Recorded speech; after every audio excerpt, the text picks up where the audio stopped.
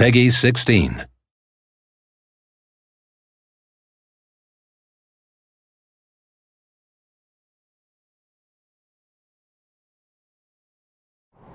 We started with the idea that we wanted to set it in the future, but in a beautiful future. We took the idea of magic and turned it into technology, so we grounded it in a reality that we could foresee.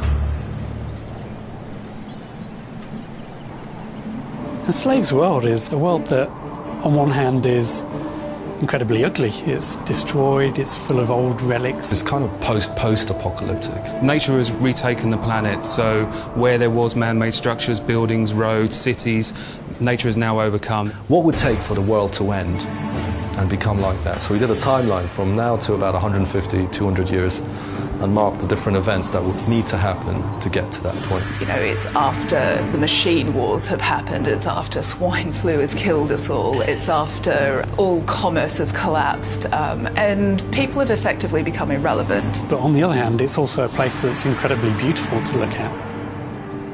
Usually when you see an apocalyptic world, it's grey and brown and desolate. What we don't like usually is monochromatic games. People have a tendency to think that if humanity dies, then the world dies with them, and it's totally the opposite that's true. When we're off the face of the earth, nature just reclaims everything.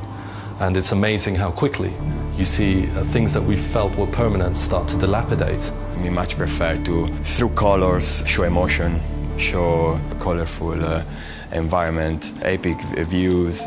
Larger than life, you know, everything's richer than you imagine. You know, if we're going to add atmospherics or lens flares to the game, or fog, or transmit kind of lighting through leaves and through skin, let's look at how we can actually do that physically correct, and then let's ramp that up, because that's the style we're trying to go for. You know, it's believable, but it's richer and larger than life. You can see places like where something horrific has happened, like Chernobyl, and where nature has retaken it. It's beautiful in amongst the destruction and desolation, and that was the feeling that we really wanted to capture. The game starts in New York, and the reason it starts in New York's a universal city. Everyone recognizes it, so when you start there, you're basically saying this is Earth. But as they leave New York City and start heading further towards the west, towards their ultimate goal, they pass through vestiges of history. So there is one large area where hundreds of titans, large mechs, taller than buildings, fought together, smashed each other to bits, and created this kind of desolate landscape of oil spills and chemicals all merged together amongst this twisted metal.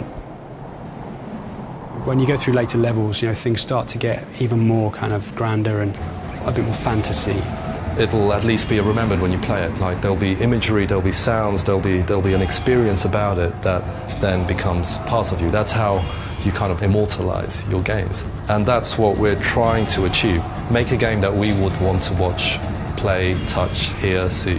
That's our objective.